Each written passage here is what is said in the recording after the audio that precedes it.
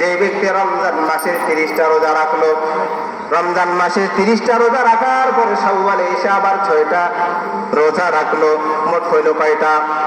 36টা। কয়টা? মোট 36টা রোজা হলো। এই 36টা রোজা রাখার কারণে আল্লাহ তাআলা তাকে পূর্ণ 1 বছর রোজা রাখার সওয়াব তার আমলনামায় দিয়ে দিবে।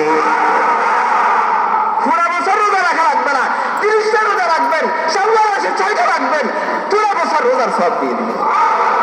পুরো বছর রোজার সওয়াব পেয়ে যাবেন। দেখেন, আমল কম, বিনিময় অনেক বেশি। এরপরে রাসূল হাদিসের মধ্যে বলেন, মান সামা রমাদানা ঈমানান ওয়া ইহতিসাবা গুফিরা লাহু মা তাকাদ্দামা মিন যামবি। গুনার শেষ আছে নি? হাতের গুনাহ, পায়ের গুনাহ, জবানের গুনাহ, কত গুনাহ, কত গুনাহ।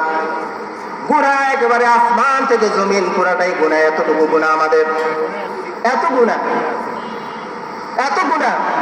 আল্লাহ রাসূল বলেন, মান সামা রমাদানা ঈমানান ওয়া ইহতিসাবা গুফিরা লাহু মা তাকাদ্দামা মিন যামবি। ঈমানের সাথে রমজান মাসের 30টা রোজা রাখবে, এর বিনিময়ে আমি আল্লাহ তার পিছনের জিন্দেগির সমস্ত গুনাহগুলো মাফ করে দেব।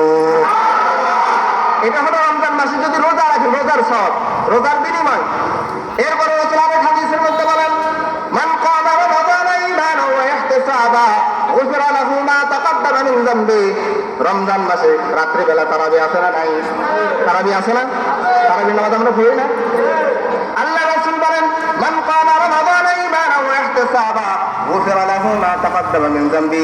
এই রমজান মাসে যদি আপনি রাত্রি বেলা দাঁড়ায় দাঁড়ায় তারাবির নামাজ 20 রাকাত পড়তে পারেন, কয় রাকাত? কয় রাকাত?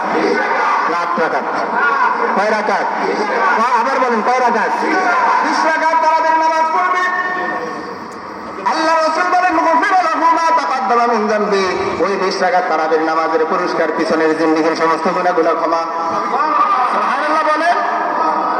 এরপরে রাসূল বলেন, মান কামা লাইলাতাল কদরি ঈমানান ওয়া ইহতিসাবা গুফিরা লাহু মা তাকাদ্দামা মিন যামবি। রমজানের শেষ 10 দিনের ভিতরে 5টা রাত আছে, সম্ভাব্য লাইলাতুল কদর। লাইলাতুল কি? নির্দিষ্ট কোন রাত না, 5 রাত্রের যে কোনো রাত হইতে পারে, আজকের রাতও হইতে পারে। আল্লাহ রাসূল হাদিসের মধ্যে বলেন, মান কামা লাইলাতাল কদরি ঈমানান ওয়া ইহতিসাবা গুফিরা লাহু মা তাকাদ্দামা মিন যামবি। যে ব্যক্তি লাইলাতুল কদরে ইবাদত বندگی করবে, আমি আল্লাহ তার পিছনের জিন্দেগির সমস্ত গুনাহগুলো ক্ষমা করে দেব। এই যে হলো রমজানের পুরস্কার। কিসের পুরস্কার? পুরস্কার কয়টা বললাম? আরো অনেক পুরস্কার আছে, আরো অনেক পুরস্কার।